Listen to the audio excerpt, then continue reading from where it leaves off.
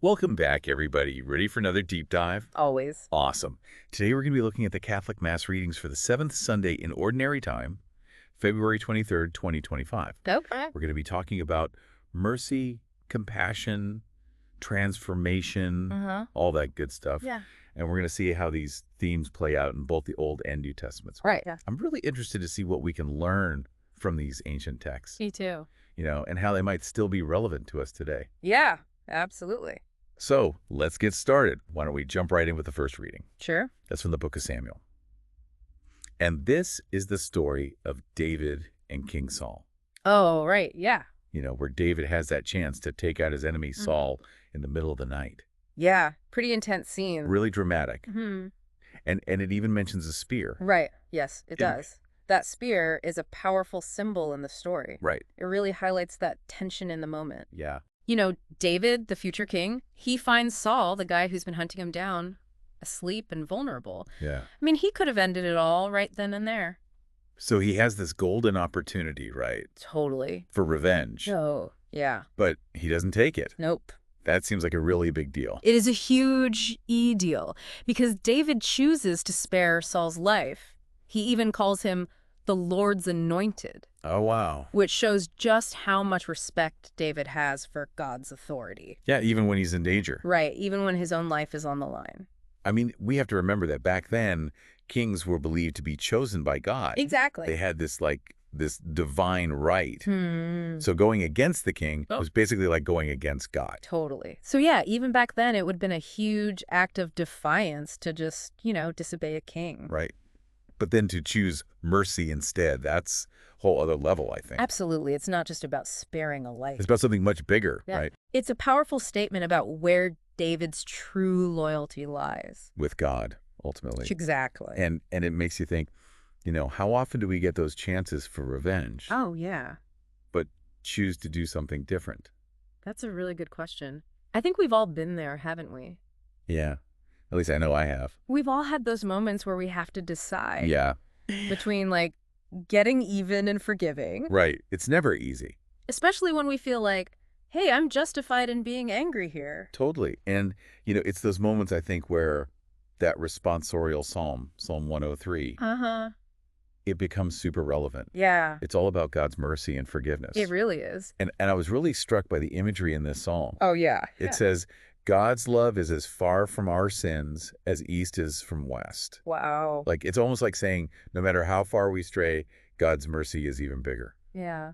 I love that imagery. It evokes this feeling of limitless compassion. Yes. It's so comforting.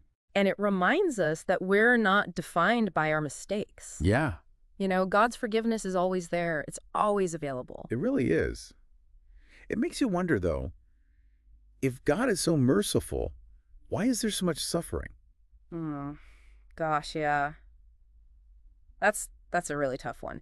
Theologians and philosophers have been wrestling with that question forever. And still no easy answers. No, I'm done. not really. But I do think Psalm 103 gives us a perspective. Oh, okay. It reminds us that even when things are really hard, even in the midst of suffering, God's love is still there. So it's not about explaining away the suffering. No, It's about holding on to that hope exactly. and faith Yeah, that even when things are tough, God's still there. that's it.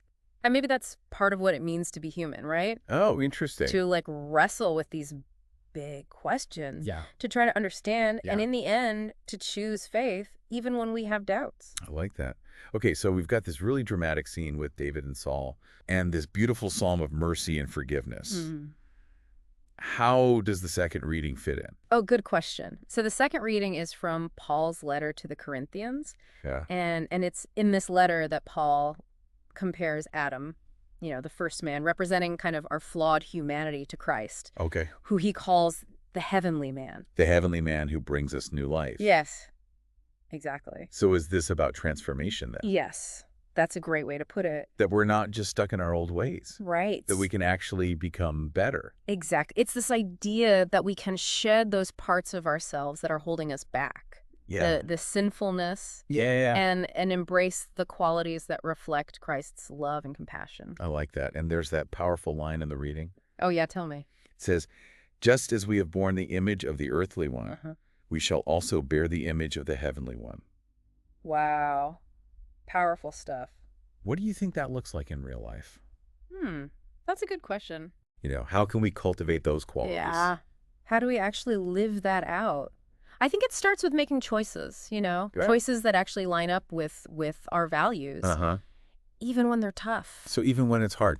Yeah. Choosing love over anger. Yeah. Forgiveness over resentment. Right. Generosity over selfishness. Yeah. It's a process. It's not like you just flip a switch and you're there. It sounds like a lot of effort. It is. Like you have to be really intentional about it. You do. It's a constant, striving to be more like Christ. Right. And that kind of leads us perfectly into the gospel reading from Luke. Okay. This is where Jesus kind of lays down the law Oh, yeah. with some pretty challenging teachings. Yeah, these are tough. I remember the first time I read them, I was like, whoa, hold on a second. These are the ones about loving your enemies, turning the other cheek, Yeah. lending without expecting anything back. Big stuff. And I remember thinking, love my enemies. Okay, sure. But maybe from a safe distance. I think a lot of people feel that way. Yeah. Love them, yeah, but over there. Yeah, exactly. But I think it's important to remember that Jesus isn't saying we should be doormats.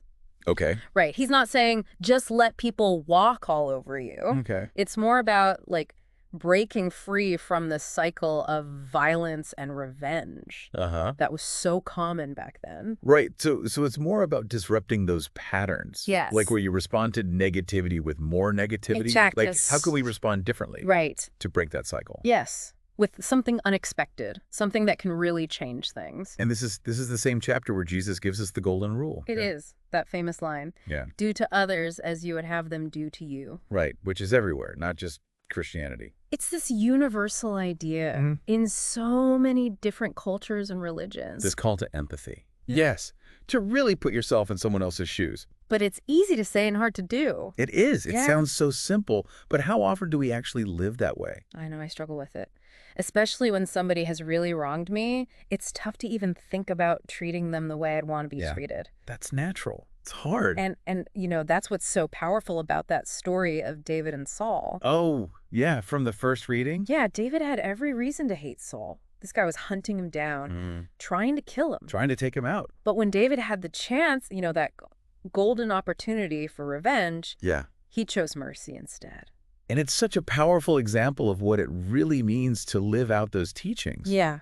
David's choice wasn't just about, sparing Saul's life. Right. It was about recognizing the dignity of every human being. Oh, wow. Even our enemies. Even our enemies. Yeah. It was about respecting God's authority. Yeah. Even in somebody who was as flawed as Saul.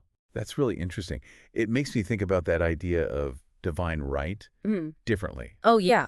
It's not just about blindly following a king, right? Right. But maybe recognizing that even our leaders, even the ones who make mistakes, they deserve a certain level of respect. I like that. It's about rising above our anger and choosing to do what's right. Yeah. Even when it's hard. Even when it's hard. And that goes back to what we were talking about before with bearing the image of the heavenly one. Okay. It's about seeing that spark of the divine in everyone. Okay. Even in the people we don't like. Even the difficult ones. Even the really tough ones. And speaking of difficult things, there's one teachings from the gospel that really jumped out at me. Oh, yeah. Which one? The one about lending without expecting anything back. Oh, yeah. That's a tough one. It's such a different way of thinking. It really is. Especially today. Yeah. When everything feels so transactional. Yeah. What's in it for me? Yeah. It's how can you give without expecting something in return? Right. And Jesus is challenging us to think differently. To completely change our mindset. To operate from a place of generosity and abundance. Yeah. Rather than scarcity and me. So it's about a perspective shift. Exactly. It's not about giving until you're depleted. Yeah. It's about tapping into something bigger. This deeper well. Yeah. That comes from selfless giving. So how do we get there? It's a good question. How do we cultivate that radical generosity? Well, I think it starts small, Start small? just noticing the opportunities we have each day to be kind, to forgive, to show compassion. Okay, yeah. Maybe it's just listening to a friend who's having a hard time. Yeah. Or choosing to forgive someone who's hurt us. Right. Or just trying to see the good in people, even when it's hard. It's those little things that add up They do. and make a bigger difference. Yeah, they ripple outwards. Be the change you want to see in the world. Right. Exactly. It all starts with us. Each of us making that choice. To be merciful, to forgive, to love. And one thing that I find really helpful is to think about the times when I've been shown mercy. Oh, interesting. Tell me more. When someone's forgiven me or shown me compassion, Yeah. it's a good reminder of the power of grace. And it makes you want to do the same for others. It does. It makes you Yeah. want to pay it forward. Absolutely. And you realize, we're all in this together. We're all connected. Yeah. We all need grace. We all need forgiveness. Yeah, because nobody's perfect. Right. We all mess up. We all fall short sometimes. So it's recognizing that shared humanity. Exactly. That vulnerability. What connects us all. Yeah, we're all kind of in the same boat in a way. Yeah. And it really ties all these readings together, wouldn't you say? I think so. This understanding that we're all human. We all need grace. We all need forgiveness. Yeah. And it's a powerful reminder that transformation is always possible. Oh, I like that. It doesn't matter how far we've strayed, how many mistakes we've made. Yeah. There's always hope for a new beginning. It's never too late to turn things around. Never too late. To choose mercy, to start fresh. That's encouraging. It is. It speaks to the boundless nature of God's love. Yeah, it's like what we were saying about that image from Psalm 103. Uh-huh. That God's love is as far from our sins as east is from west. It's such a beautiful image, isn't it? Yeah, it really is. Like, no matter how far we run, God's mercy is always there. Always there. Ready to welcome us back. So how do we take all of this, these profound ideas about mercy, transformation, and actually make them real in our lives? It can feel like a pretty tall order, I know. It does. It feels overwhelming sometimes. But I think it starts with just being aware. Okay. Noticing the opportunities that we have every day to be kind, to forgive, to show compassion. Little things, Yeah, those little moments. But they can make a big difference. So it's like being more mindful Exactly. about how we interact with everyone. Yeah. So instead of just reacting, with judgment, with anger, Yeah. take a pause. Ask yourself, what would Jesus do? What would Jesus do? It's about trying to embody those qualities we've been talking about. Like mercy, compassion, love. All of that, even in this tough situation. Yeah, even when it's hard. Even when it's really, really hard. It could be as simple as just listening to someone. Yeah. Or forgiving someone who's hurt us. It doesn't have to be some big grand gesture. Or trying to see the good in others. Yeah. Those seemingly small acts, they can have a ripple effect. That can change things. Creating a more loving, more compassionate world. And recognizing that connection. Yes. That we're all connected. That our actions, they really do matter. They do. They impact other people. So maybe as we go about our week, we can all try to focus on one small act of mercy. I love that. Offering that to someone, even someone who we might find difficult.